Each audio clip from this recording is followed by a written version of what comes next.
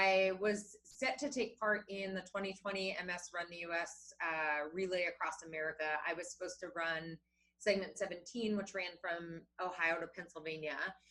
But with COVID, that obviously was not able to take place. And so the event turned virtual. And so my way to run my 167-mile leg was to run from San Antonio, from my home to Port Aransas. And for those who don't know, what is this event and why does it have such a strong meaning for you? So the MS Run the US was started by Ashley Schneider. She was running for her mom who had MS, and she ran the entire thing herself. She ran clear across the country to raise money and awareness for multiple sclerosis. So multiple sclerosis is a autoimmune neurologic disease that basically your body starts attacking the brain, the spinal cord, and it's progressive. There are medications for it that can kind of hold it at bay, but it's not a curable disease. And unfortunately, I was diagnosed with it during my residency, which is pretty common. It comes out in times of high stress. So for me to have it come out during my residency is somewhat fitting, and it fits the profile. It's actually kind of crazy. It's when we learn it in med school, it's usually like a young female in her 30s who suddenly loses vision in her eyes, and that's exactly what happened to me. I had run my first ultra marathon. I had come in 5th place. I was feeling amazing, and then all of a sudden I couldn't see out of my right eye, and from there everything kind of snowballed. It went from losing the vision to not being able to walk properly to losing a lot of sensation, to having a lot of like pain sensations and so forth. And it's kind of been an uphill battle for a long time. So I decided that once I was well enough to run, that I wanted to do this. And the biggest thing for me actually is that through residency, I was advised to keep my disease a secret for fear of like retribution, or that like people wouldn't think that I could be a doctor or do things, and that I might not get a job after, and so forth. And so I kind of lived in the shadow of it for all the rest of my training, which made everything else just so much more negative, because I had to lie that I was going to the hospital to get infusions or get MRIs or take all these medications I was on. And and all the while people were just thinking like, oh, she's just running too much, or, one of the medications I was on made me like lose 30 pounds, and everyone's like, oh, you're running too much. You need to stop working out. But really I was like in this huge struggle. And so I decided that once I graduated, I was going to come out and do this big relay across America. And here it is, a little bit different than how it was supposed to go, but here it is. So this is, when did you graduate from residency, and when did you start feeling comfortable to tell everyone, hey, I have MS? And is this the race that was your message, or have you done this before? Yeah, so this was the race for it. I also felt that, waiting to come out with it at the end in like a flurry would also, because nobody knew, none of my running friends knew, and no one outside of my main family knew. So I knew that would be like generate a lot of response, and then also for the fundraising aspect of it, kind of have that impact where people would want to do something to help. And I raised my 10 grand within like 2 months of coming out with it. And so this was the event. I did start once I finished residency. At my graduation, I decided to tell everyone, and it's been the big thing, because it's something that you never know what anyone's going through, and you can look totally fine, such as myself. I look from the outside, it looks like I'm living a normal life, and nobody had any idea of like the struggles that I was going through.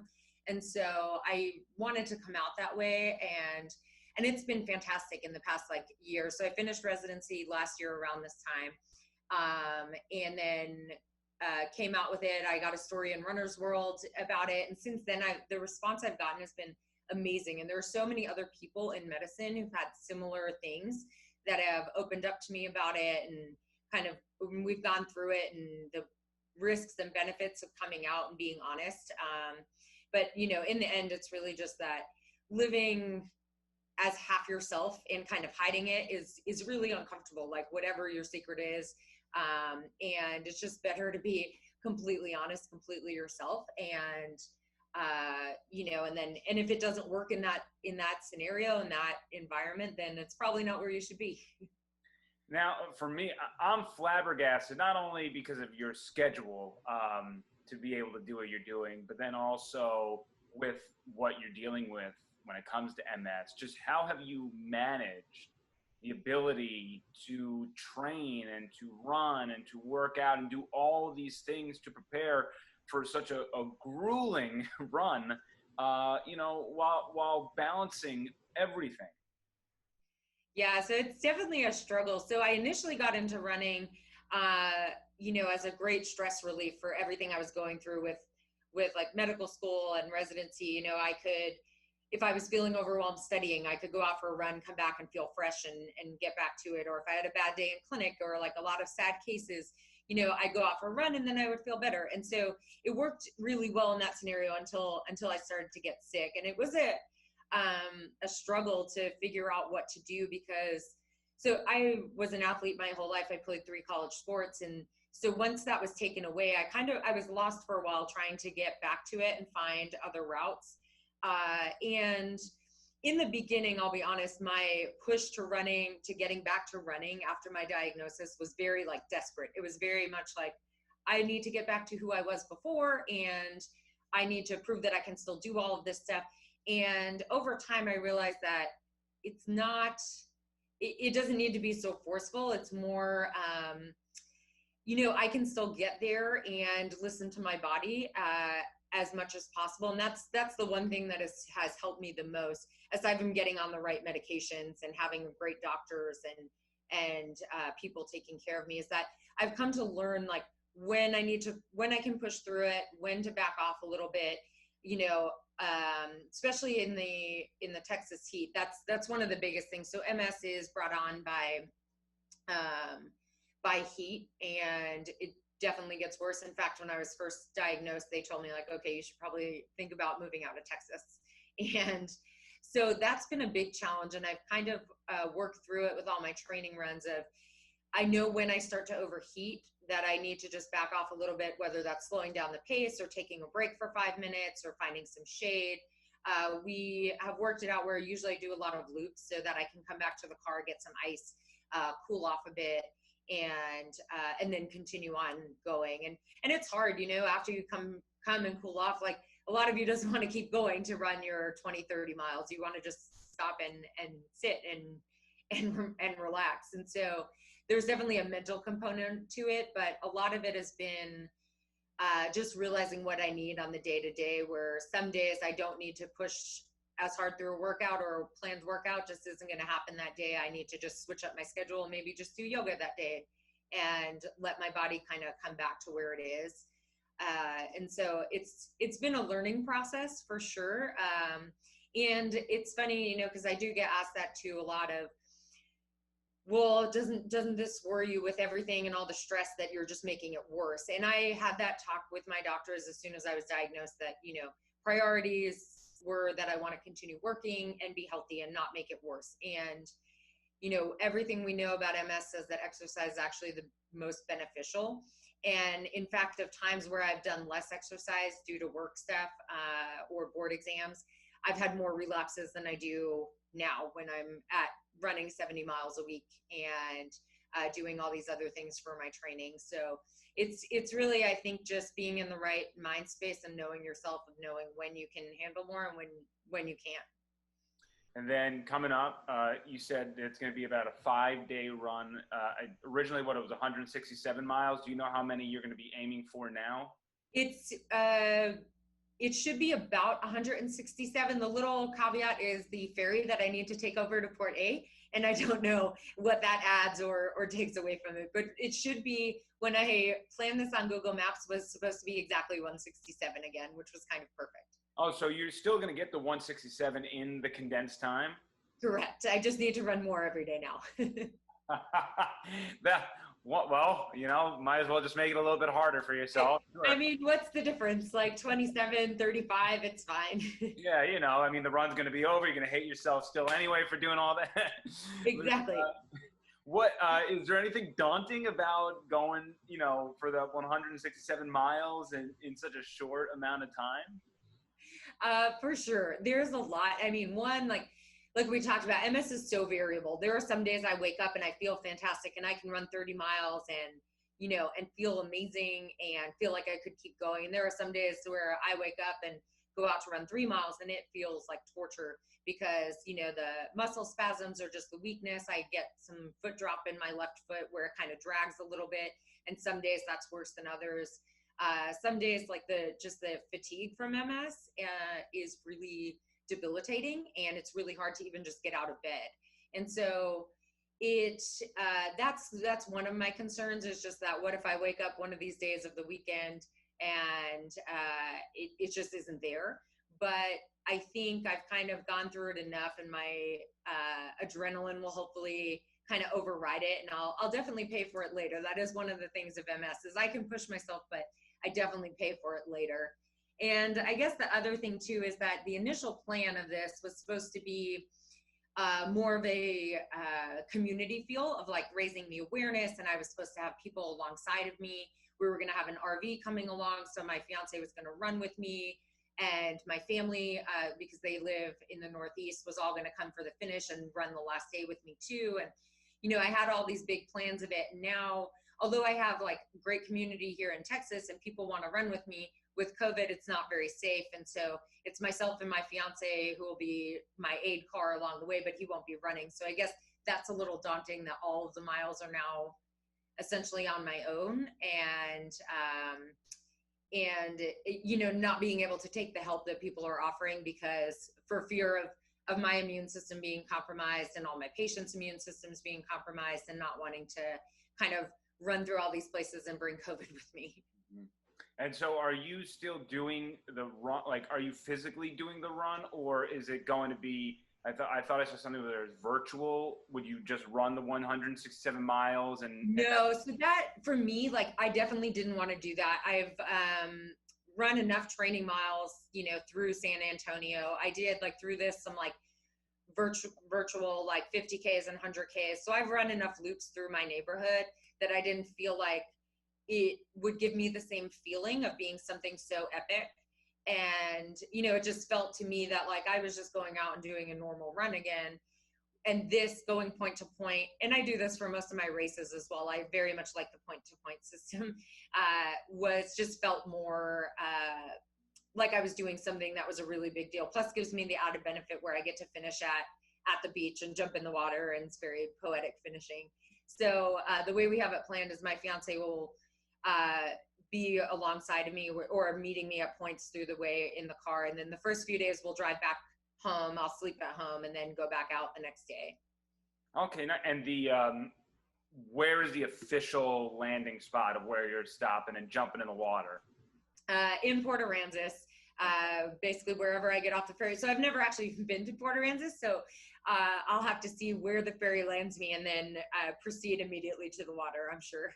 Right. And so you'll be jumping into the Gulf of Mexico. Is that where you, okay. Yeah. Because part of this initially, when I was trying to find something to replace it, but still give me this big feel of doing something like really incredible. I initially was like, oh, I want to run to Mexico. That would be great. But, safety issues and border crossings, especially with COVID, didn't work out. And so this was it to run to the Gulf of Mexico. So. Nice. And then also with this run does everybody who participates in this run have MS or are you one of a handful? No, I'm one of a few. Believe there were 7 or 8 of us with MS that participated this year or are participating. And then some people are running for others. Like the girl who's finishing this week in front of me is running for her sister. And usually, for the most part, everyone is touched in some way personally by it. And it's a surprising number of people with MS because with all all the factors of like heat making it worse and stress. And, you know, it seems like it would be very difficult, but I think most of us are all around the same point of our diagnosis where we're kind of out of the initial where you don't know what's going on and everything is crazy and overwhelming, where now we've all like kind of learned what our bodies can do and not do and how to mitigate it enough that we are able to do all this training and push ourselves to this point. And you said, is it 19 runners? How many does it take to complete it? 19? Yeah, that's what it would have been if we were doing the actual in person. Yeah. Mm-hmm. Okay, and then also, is there anything that you want to say that maybe I didn't touch on? Anything you would like to tell people? I want to just kind of give you the microphone, as you know, I steer the yeah, for sure. Take it over. Yeah, I think you know, I've kind of touched on most of it. I think a lot of it is, you know, people. One, it's something most people don't know about multiple sclerosis. It's not a common disease, and it's very frustrating, like I had previously mentioned, because you do look fine. So people don't expect you to have it, or they don't expect that there are limitations. And but at the same time, you know, with it, like everyone's is a little bit different. And so some people are more limited. Some people do end up in wheelchairs. Some people, you know, are able to run this relay like we're doing. And the big thing is that every day is very different with it. So, you know, some days I feel great and I can do this run. And I've had months where like, I don't run at all.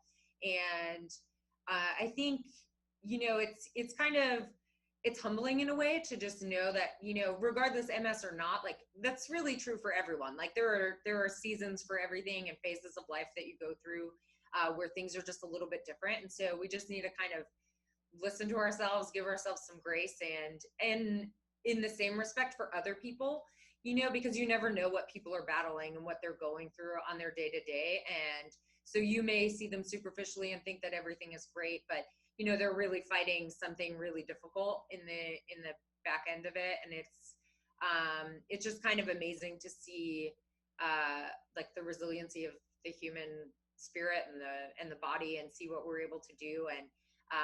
And you know, on that same thing, like when I did come out and tell everyone what was going on, like the outpouring and the response was amazing. Like it actually was very much the opposite of what I was expecting, because I was made to think that this was so negative and that I shouldn't tell anyone because people will think I'm weak and so forth. It was very much the opposite. Everyone thought it was so amazing that I was able to go through my residency and be a practicing radiation oncologist and do all this running and yoga and CrossFit and do all these crazy things while having MS. And so I've realized that it's very inspiring, and it's actually, you know, something that no one should be ashamed of. And the generosity of everyone, once I came out with the story of where the amount of donations, like people that I hadn't talked to since, you know, the first grade were giving me money and supporting me. And even now, you know, like through this all being virtual, the support I have through all this social media stuff has been just incredible. So